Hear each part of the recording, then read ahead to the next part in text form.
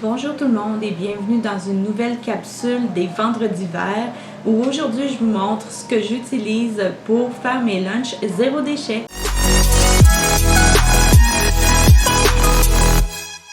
Je vous montre ce que j'utilise dans ma vie de tous les jours depuis déjà plusieurs années pour faire mes lunchs zéro déchet. J'ai commencé cette habitude-là autour de 2014, je crois. Parce que la vie a fait en sorte que j'avais besoin de trouver un moyen de sauver des sous et ça a donné que j'ai pensé à ces solutions-là qui en réalité j'aurais dû le faire avant parce que ça m'a, non seulement c'était beaucoup plus économique, mais en même temps c'était aussi meilleur pour notre planète. Donc j'ai été déjà une maman qui travaillait à temps plein à l'extérieur comme infirmière sur différents corps de travail. Donc je comprends très bien que des fois on prend les solutions les plus rapides, les plus faciles, d'acheter des choses déjà empaquetées pour mettre dans les lunchs de nos enfants ou même dans nos propres lunchs.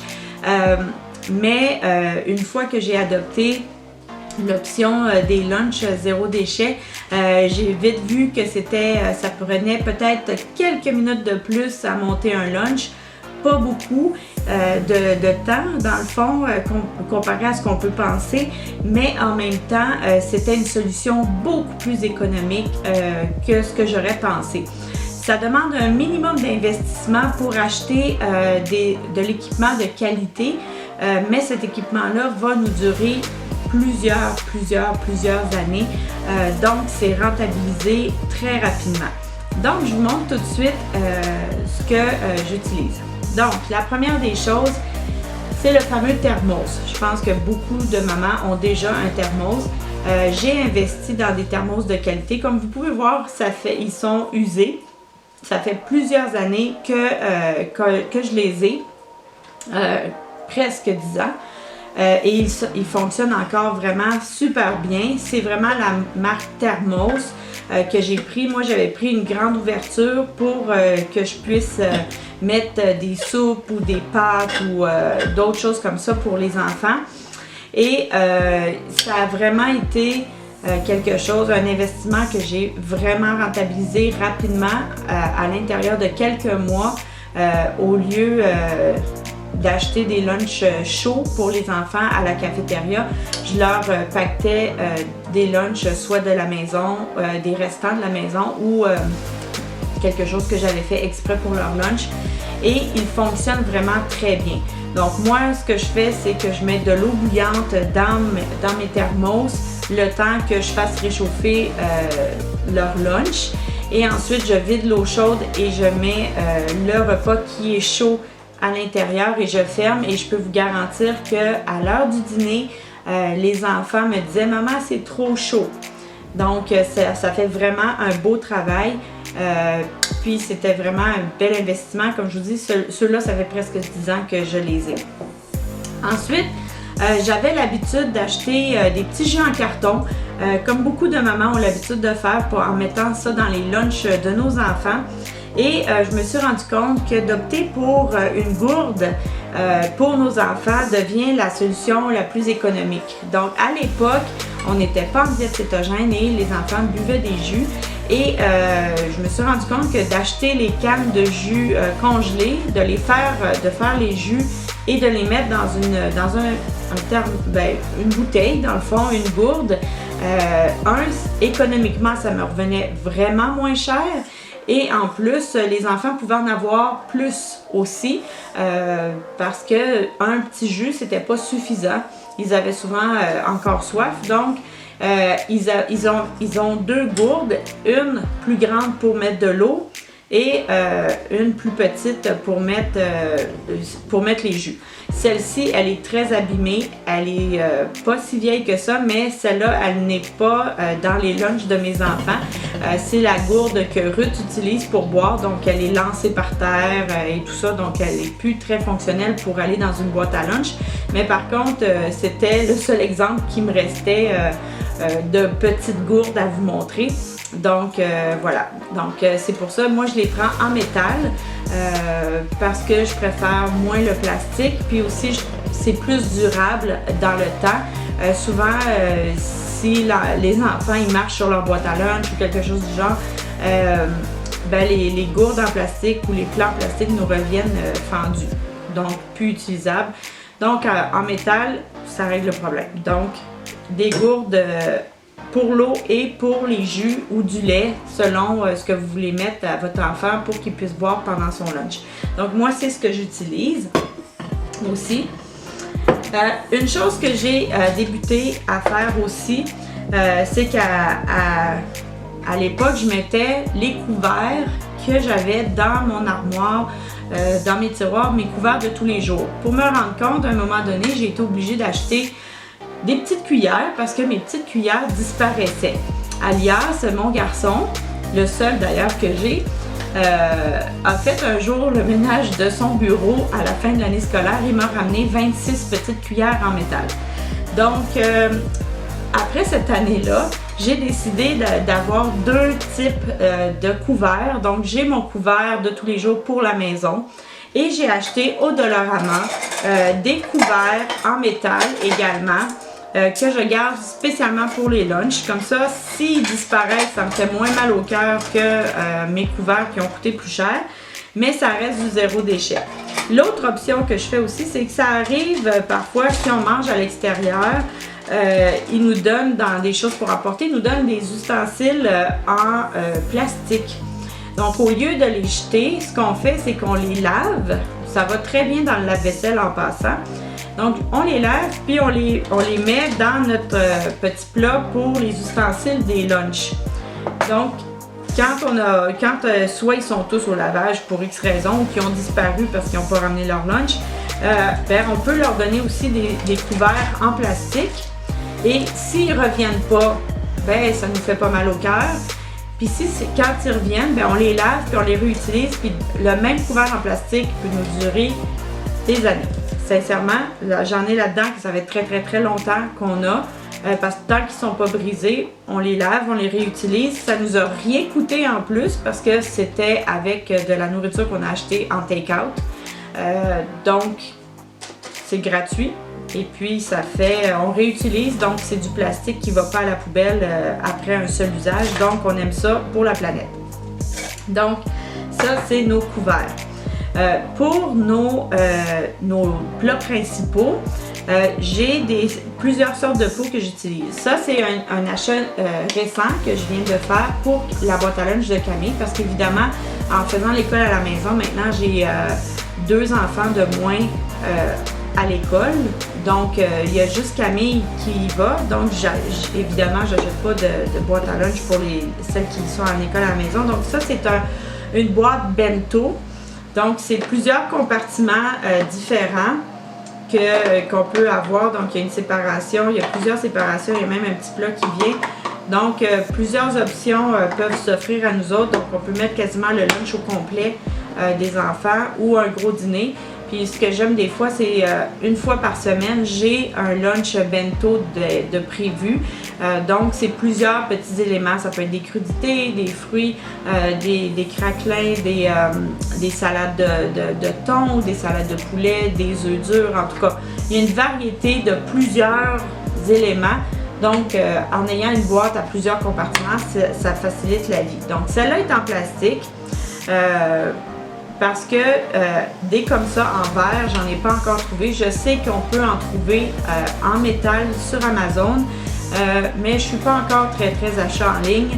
Donc c'est ça. Je sais que ça existe, mais là, je l'ai acheté chez Walmart pour en bas de 9$. Donc 8 et quelque chose. Donc j'ai un plat qui ressemble, qui est en vitre, mais le couvercle en plastique, c'est un à 2 compartiments comme ça. Donc, ça peut faire aussi l'affaire d'un bento. Et ce que je fais des fois pour faire des séparations supplémentaires, c'est que je prends des moules en silicone, des moules à muffins en silicone que je mets à l'intérieur de mon plat en verre. Donc, l'avantage que je trouve de prendre les plats en verre, c'est que quand les enfants doivent mettre les trucs au micro-ondes, je trouve que ça abîme moins. Parce que quand on prend les plats en plastique, on les met au micro-ondes, puis ensuite au lave-vaisselle, ils finissent par devenir abîmés. Même si c'est supposé d'aller au lave-vaisselle, puis qu'on le met dans le partie du haut, etc., on dirait que le plastique finit par s'abîmer à force d'aller au micro-ondes, puis de se faire laver au lave-vaisselle et tout ça. Donc, j'aime moins ça pour le micro-ondes. Donc, j'ai opté, il y a déjà quelques années, pour des plats en verre pour la majorité des plats de lunch. J'ai aussi une variété, encore là, de plats en verre. Ceux-là, c'est de la marque Anchor. Donc, j'en ai des plus gros aussi, mais ça, c'est généralement les portions que Camille va préférer. Donc, pour mettre les collations ou des plats principaux. Donc, c'est aussi des plats que j'utilise. J'utilise aussi beaucoup les pots maçons. Donc, les petits, les intermédiaires, les 250 ml. Non, ceux-là, c'est des 500 ml, excusez. Puis, j'utilise aussi parfois les 1 litre à grande ouverture pour faire des salades en pot. Donc, on met tous les étages de la salade. On commence par la vinaigrette, puis tout ce que c'est pas grave si ça trempe dans la vinaigrette, puis on finit par la laitue. Donc, puis après ça, quand c'est l'heure du dîner, ils ont juste à secouer le pot, puis à tout mélanger. Donc, ça leur fait une salade. Donc, ça m'arrive de prendre les 1 litre également. Donc, dans les petits, souvent, ça va être des petites collations. Ou je peux mettre aussi la vinaigrette. Si je fais pas une salade en pot, que je fais une salade dans un plat, je mets la vinaigrette à part, je la mets dans des pots maçons. Ou également, si je leur fais l'équivalent d'un yop, par exemple, au lieu d'acheter les petites bouteilles de plastique, on prend un yogourt, du lait, des fruits congelés, on met tout ça au blender, puis bingo, ça nous fait un yop maison, beaucoup plus économique, beaucoup plus santé parce qu'il n'y a pas d'additifs. Et les enfants peuvent avoir une plus grosse quantité également parce qu'on choisit la grosseur du pot. On peut mettre également des smoothies ou autre chose. En restant dans les pots en verre, on réutilise aussi des pots qu'on obtient en achetant déjà des choses préparées. Par exemple, ici, c'était une mousse de foie gras. Qu'on achète généralement autour de Noël. Et puis, celui-là, il est vraiment de bonne qualité. En plus, il y a un petit truc de caoutchouc. Fait que même pour des liquides, ça tient super bien. Donc, on peut réutiliser aussi les pots qu'on a. Ça peut être des pots de confiture, des pots de sauce, des pots de moutarde. En tout cas, tous les pots en verre ou même en plastique qu'on peut réutiliser, quand c'est des petits formats comme ça pour des lunchs, c'est super. Ensuite, une chose que je veux vous parler, c'est les petites enveloppes, les pochettes avec un zipper. Donc, c'est un tissu imperméable et c'est ça, on peut mettre des choses dedans, que ce soit des choses sèches ou encore des choses un peu humides comme des crudités ou tout ça. Le seul désavantage que je vois avec ça, c'est que quand on met par exemple des biscuits ou des craquelins, si l'enfant fait pas trop attention à sa boîte à lunch puis que ça cogne contre d'autres affaires, ça finit en petits morceaux. Donc, je préfère les mettre dans des plats en dur, donc au moins ils sont sûrs de ne pas se ramasser juste avec des miettes. Ça, c'est un des inconvénients que je vois à ce type de pochette-là. Ces pochettes-là, ce qui est le fun, c'est que pour faire une petite histoire d'où c'est que je les ai eues, c'est là 2 ans, pendant que Ruth fréquentait encore l'école, il faisait un genre de petit concours dans sa classe pour gagner une petite pochette comme ça de lunch réutilisable. Et puis finalement, ses professeurs, ils m'ont écrit, c'était pour le jour de la Terre, donc au mois d'avril. Et puis ses professeurs m'ont écrit puis ils m'ont dit que vous avez eu des lunchs zéro déchet toute l'année, fait qu'on pense que c'est vous qui méritez de l'avoir. Donc j'ai trouvé ça le fun, ça m'a permis de connaître ces petites pochettes-là parce que je les utilisais pas avant ça. C'est ça. Donc, c'est le fun pour mettre certaines choses. Un bémol que j'ai, c'est sur le lavage parce qu'on ne peut pas le mettre au lave-vaisselle. Donc, il faut le laver à la main. Donc, c'est ça qui peut être aussi un petit peu plus tannant. Donc, après les avoir essayés, j'ai été m'en chercher d'autres parce qu'à l'époque, tous les enfants allaient à l'école. Donc, ça m'a permis d'en mettre un peu à tout le monde. Sur le même principe que ces pochettes réutilisables, j'ai trouvé chez Walmart récemment, au mois d'août je crois, j'ai trouvé des sacs Ziploc réutilisables. Donc ça venait en paquet, les petits formats collation comme ça, ils venaient en paquet de 10 avec toutes sortes de couleurs. Et ça venait, c'était 10 pour 4 et quelque chose, en bas de 5 $ en tout cas. Donc ça c'est le fun, puis c'est le fun qu'il y ait différentes couleurs parce que si on a plusieurs enfants, on peut attitrer une couleur à chacun des enfants, comme ça on sait qui l'a ramené, qui l'a pas ramené. Donc il y a ça, et ils l'ont aussi en format un peu plus gros. Donc ça c'est le fun, on peut mettre des sandwichs dedans, des choses plus volumineuses, mais aussi les deux formats vont au congélateur puis ils vont au lave-vaisselle. Bon, au lave-vaisselle, ça marche pas super bien, à part vraiment si on l'ouvre au complet, puis même encore, il y a des petits raccoins que ça lave pas. Donc, on est mieux de le laver à la main. Mais par contre, c'est une belle alternative pour les sacs Ziploc. On les utilise comme ça. Donc, comme vous voyez, ceux-là, ils ont été utilisés vraiment beaucoup. Parce que c'est les premiers que j'ai trouvés, puis ensuite, j'ai trouvé les formats collation. Donc, j'ai trouvé ça le fun. Le seul bémol encore là, c'est le lavage qui doit être fait à la main parce que le lave-vaisselle, comme je vous ai dit, ça fonctionne pas super bien. C'est pas super bien lavé en sortant du lave-vaisselle. L'autre option qu'on a aussi pour emballer des lunchs, par exemple des fruits ou encore par exemple un sandwich, c'est les fameuses, ce qu'on appelle les bee-wrap. Que c'est des enveloppes de cire d'abeille. Dans le fond, c'est des morceaux de tissu qu'on imbibe de cire d'abeille. Donc, c'est super facile à faire. Ça fonctionne bien. La seule affaire, regardez, je vais vous l'emballer comme si c'était une pomme, là.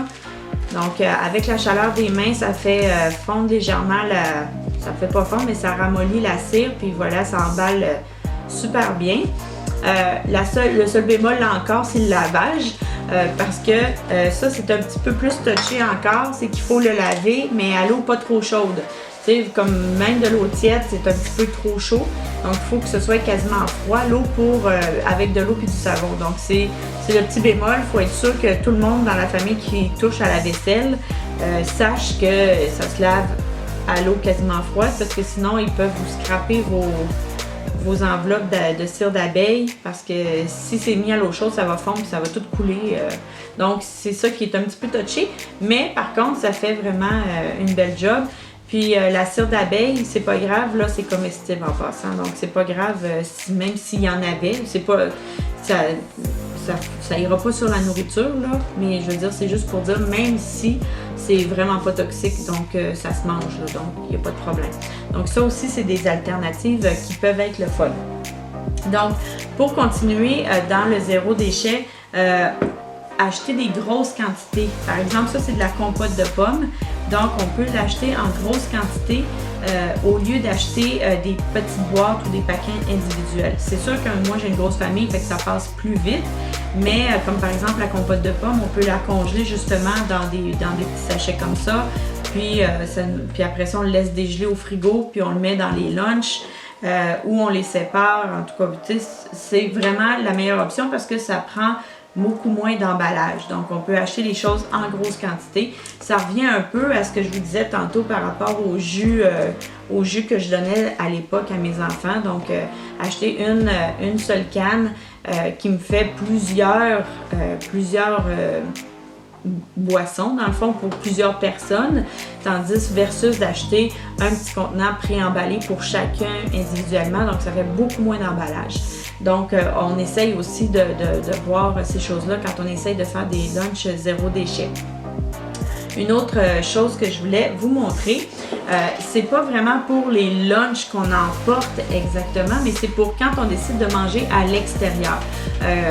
Dans les écoles maintenant, beaucoup d'écoles ont fait le virage vert et ils offrent aux élèves des couverts réutilisables et des assiettes et tout ça.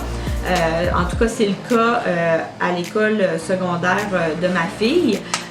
Mais des fois, ça se peut que ce ne soit pas encore toutes les écoles qui ont pris le virage vert. Donc, si on veut que nos enfants mangent à l'extérieur ou à la cafétéria, et qui ne sont pas en zéro déchet dans leur classe, on peut leur donner ce genre de trousse-là dans leur boîte à lunch avec leur collation. Ou aussi, comme adulte, si on ne s'amène pas notre lunch parce qu'on mange avec les collègues à l'extérieur ou que même on est sur la route et tout ça, bien, on peut s'amener cette petite trousse qui est ma trousse lunch zéro déchet à l'extérieur. Donc, qu'est-ce que c'est? J'ai pris un emballage de recyclage, c'est-à-dire une vieille trousse à maquillage que j'ai lavée. Et à l'intérieur, voici ce que j'ai mis. Donc, j'ai mis une serviette en tissu pour remplacer les napkins en papier. Donc, on n'a pas besoin d'en prendre. On prend notre napkin en tissu et on peut le faire également pour le mettre pour nos enfants. Donc, on peut mettre des serviettes comme ça aussi pour nos enfants. Et je mets des couverts, donc couteau, fourchette, puis cuillère et une paille réutilisable. Donc, si on mange dans un fast-food, par exemple, on peut refuser la paille, refuser les couverts et refuser la napkin en papier. Donc, même si on a des emballages pour notre nourriture, bien, au moins on limite les choses. Puis généralement, c'est des choses qui sont en plastique, donc que ça va prendre énormément de temps avant de se décomposer. Donc, au moins, on évite ce genre de choses-là. Donc, on peut avoir ça sur nous. Donc, ça, c'est quelque chose que moi, je traîne fréquemment sur moi quand je sais que je vais manger à l'extérieur, par exemple. Donc, c'est ma trousse que j'amène. Donc, quand on sait qu'on ne mange pas en amenant de la nourriture de la maison puis qu'on va manger à l'extérieur, on peut apporter ça, puis même qu'on peut le donner à nos enfants aussi s'ils savent qu'ils vont manger à l'extérieur. Ça devient une deuxième nature d'avoir ces choses-là. Et puis vraiment, en tout cas, moi, je trouve ça le fun de sortir mes petites affaires, puis tout ça. C'est sûr que des fois, on se fait regarder. Puis des fois, le monde nous font comment. Puis sincèrement, j'ai déjà eu des commentaires qui faisaient comme « Ah, c'est donc bien intelligent, c'est le fun ce que vous faites, etc. » Donc, des fois, on peut sensibiliser aussi les autres en faisant des choses pour nous-mêmes. On peut sensibiliser les autres. Donc, voici ce que j'avais à vous présenter sur mes lunchs zéro déchet, ce que j'utilise. Donc, j'espère que ça vous a inspiré, que ça vous a motivé à vous aussi débuter des lunchs zéro déchet ou aller peut-être une coche supplémentaire à ce que vous faites déjà. Si vous n'avez pas encore appuyé sur le petit pouce bleu, vous pouvez y aller, ça me fait plaisir. Et vous pouvez également penser à vous abonner à ma chaîne. Ça me fait plaisir de voir quand les abonnements augmentent. Ça me permet de savoir que vous aimez le contenu que je prépare pour vous. Et avec tout ça, on va se revoir dans une prochaine vidéo. Et bye bye!